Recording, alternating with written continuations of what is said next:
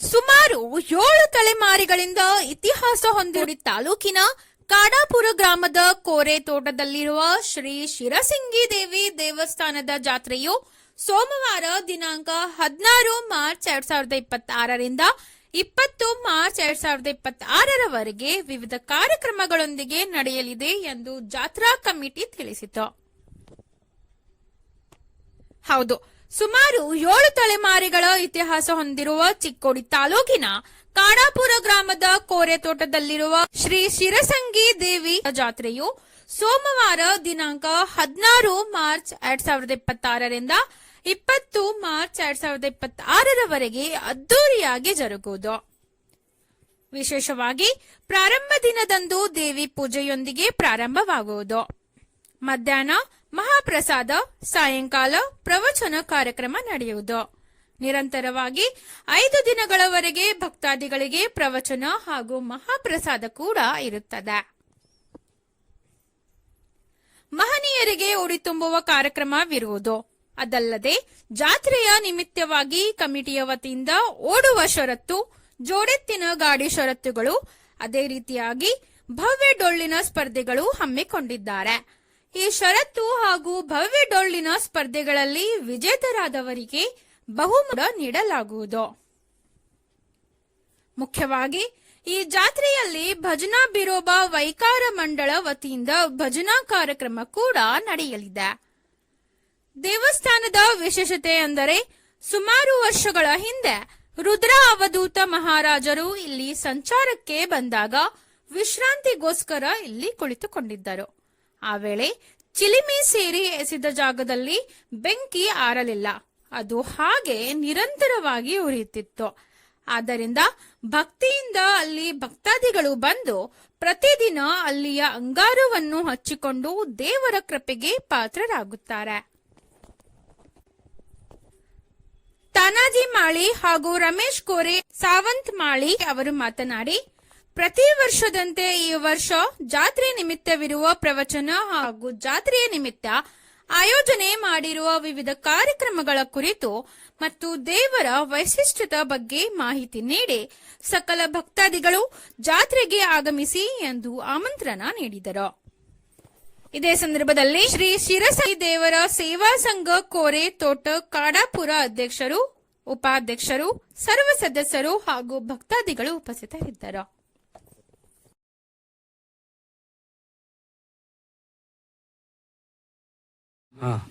ಎಲ್ಲಾ ಭಕ್ತ ಮಂಡಳಿಗೆ ನಮಸ್ಕಾರ. ನಾವು ಕಾಡಾಪುರ ಗ್ರಾಮದಾಗ ಶ್ರೀ ಶಿರಸಿಂಗಿ ದೇವಿ ಜಾತ್ರೆ ಸುಮಾರು ವರ್ಷಗಳಿಂದ ಯುಗಾದಿ ಪಡ್ಡೆ ದಿನದಿಂದ ಆಚರಣೆ ಮಾಡ್ಕೊಂಡು ಬರತ್ತೇವು.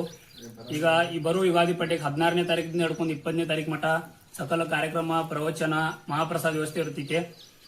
ಎಲ್ಲಾ ಸುತ್ತಮುತ್ತಲಿನ ಎಲ್ಲಾ ಭಕ್ತಾದಿಗಳು ಇಲ್ಲಿ ಜಾತ್ರೆಗೆ ಬರ್ತಾರೋ.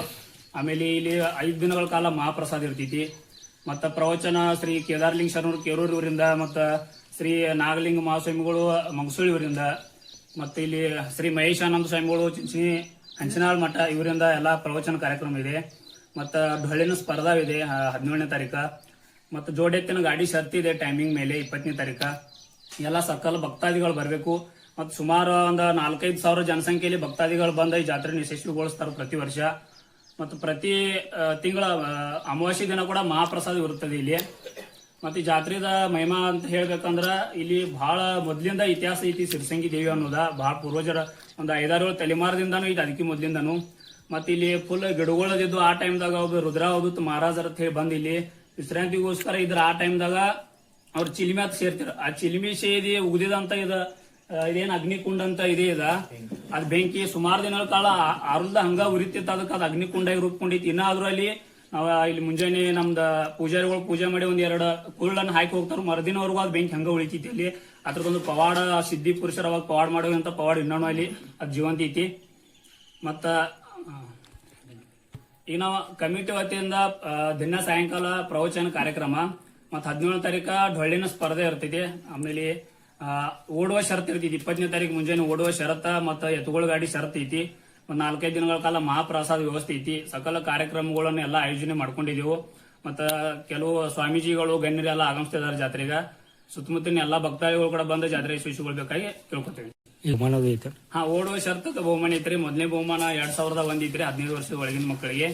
ಅಂತ ಭವ್ಯ ಡೊಳ್ಳಿನ ಸ್ಪರ್ಧೆಗಳಿಗೆ ಪ್ರಥಮ ಬಹುಮಾನ 10,001 ರೂಪಾಯಿ ಮತ್ತು 5 ಫುಟ್ ಢಾಲ್ ಐತಿ. ಎರಡನೇ ಬಹುಮಾನ 7,001 ಮತ್ತು 4 ಫುಟ್ ಢಾಲ. ಮೂರನೇ ಬಹುಮಾನ 5,001 ಮತ್ತು 3 ಫುಟ್ ಢಾಲ. ನಾಲ್ಕನೇ ಬಹುಮಾನ 3,001 ಮತ್ತು 2 ಫುಟ್ ಢಾಲ್ ಈ ರೀತಿ ಇದೆ. ಮತ್ತೆ ಎತ್ತುಗಳ ಗಾಡಿ ಶರ್ತಿಗೆ ಪ್ರಥಮ ಬಹುಮಾನ 7,001 ರೂಪಾಯಿ ಮತ್ತು 4 ಫುಟ್ ಢಾಲ. ಮತ್ತು ಎರಡನೇ ಬಹುಮಾನ 5,001 3 ಫುಟ್ ಢಾಲ. ಮತ್ತ ಮೂರನೇ ಬಹುಮಾನ 3,001 ರೂಪಾಯಿ 2 ಫುಟ್ ಢಾಲ. ನಾಲ್ಕನೇ ಬಹುಮಾನ 1,501 ಮತ್ತು 1 ಫುಟ್ ಢಾಲ್ ಈ ರೀತಿ ಎಲ್ಲ ಹಮ್ಮಿಕೊಂಡಿದ್ದೆವು.